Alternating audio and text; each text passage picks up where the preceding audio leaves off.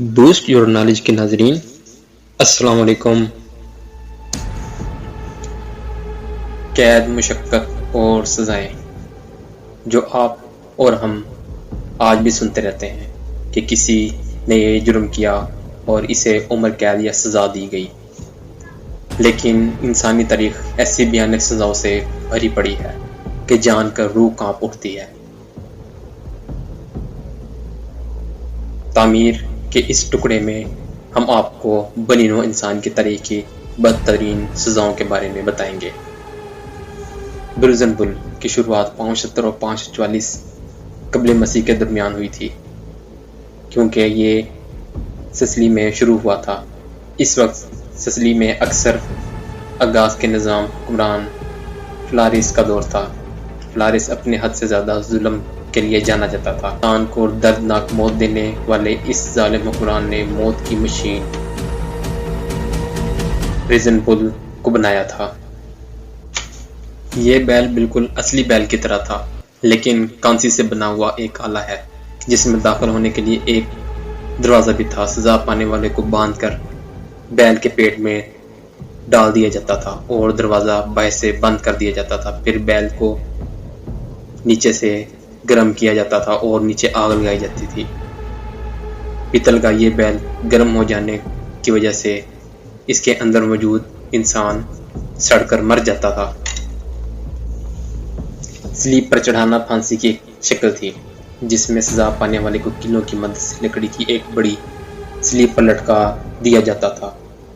वह यूं कि जिस शख्स को सजा दी जा रही थी, इसको एक बड़ी स्लीप से जोड़ा गया और दोनों हाथों में कीलों से जड़ दिया गया और इस तरह इससे मौत तक इस सूली पर लटका दिया गया। और फिर आस्ता आस्ता थकावट और दम घुटने से इसकी मौत हो जाती थी। इस परेशान कुन मौत का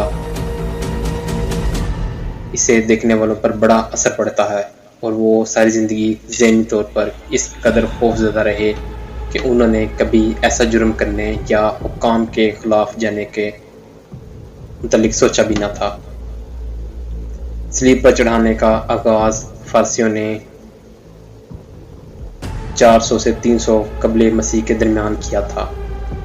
ये तकरीबन 500 साल तक खुद इंसान की इजाद करदा सबसे ज़्यादा दर्दनाक मौत है। सज़ाए मौत की तारीख़ में सज़ाए मौत का ये ख़ास तरीका है जिसमें कैदियों को एक बड़े बर्तन में डाल दिया जाता था और इस बर्तन में पानी, तेल, पिघला हुआ शीशा, मोम या अल्कोहल जैसे गर्म मायात डाले जाते थे। आप अंदाज़ा लगा सकते हैं कि इसे ज़िंदा उबालना कितना खौफनाक है।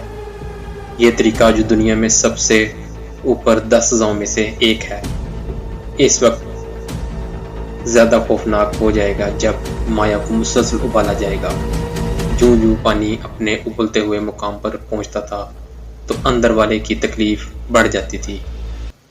इस सज़ा में फौरी मौत सिर्फ उसी सूरत में मुमकिन थी जब कैदी के डूबते वक्त माया पहले से उबल रहा होता था। इस तरह वह डूबते ही जल कर मर जाता था, लेकिन दूसरी सूरत में ये एक तवील और तकलीफ देह अमल होता था। सज़ाए मौत पर अमल दरामद का एक और क्लासिक तरीका ब्रेकिंग व्हील का इस्तेमाल था। ये इंतहाई सादा डिवाइस एक पहिए पर मुश्तमिल है जिसके साथ मुजरिम को बांध दिया जाता था। सजा याफ्ता शख्स के जिस्म के इस मुख्तलिफ अज़ा को एक मोटी छड़ी से पीटा गया और इस व्हील को घुमाया जाता था और तशद्दुद के बायस इसके जिस्म की हड्डियां टूट जाती थी और वो शख्स दर्द से मर जाता था। रैक में एक बिस्तर जैसा खुला फ्रेम होता था। इस फ्रेम के अंदर 2 घूमने वाली सुलाखें थीं।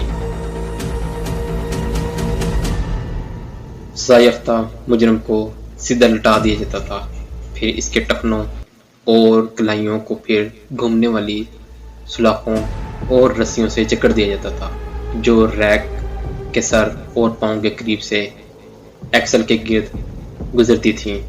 फिर जब इन सुलाखों को घुमाया जाता था तो इससे बंधे हुए शख्स के कूल्हे, घुटने, कंधे और कोहनी के जोड़ टूट जाते थे।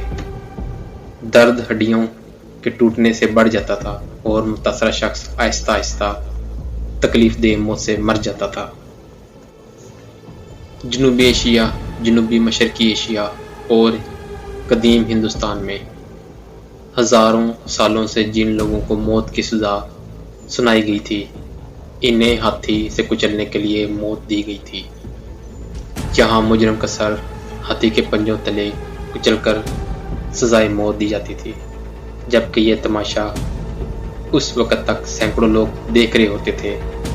اس تماشے میں ہاتھیوں کو تربیت دی جاتی تھی کہ وہ اپنے شکار کو فوراً مار ڈالیں یا ان پر نرمی سے تشدد کریں۔ اس طرح بھاری ہاتھی کی ٹانگوں کو روندنے کے نتیجے میں سزا یافتہ شخص کی دردناک موت واقع ہو جاتی تھی۔ ایک بڑا آرا جسے ہم لکڑی کو کاٹنے کے لیے آج استعمال کرتے ہیں، جو کبھی انسانوں کو کاٹنے کے لیے استعمال کیا جاتا تھا۔ رومن سلطنت کے دوران یورپ میں آرے سے موت عام تھی۔ اس کے علاوہ مشرقی وسطی اور ایشیا کے مختلف حصوں میں بھی یہ ہولناک عذاب کیا جاتا تھا۔ ہوا یہ کہ جس شخص کو سزا ملنی تھی، اسے الٹا لٹکا دیا جاتا تھا اور آرے کی مدد سے اس کے جسم کے درمیان میں عمومی طور پر کاٹ دیا جاتا تھا۔ ایسی مزید ویڈیوز دیکھنے کے لیے ہمارے چینل کو لائک اور سبسکرائب کریں۔ اپنا بہت سا خیال رکھیے گا۔ اللہ حافظ۔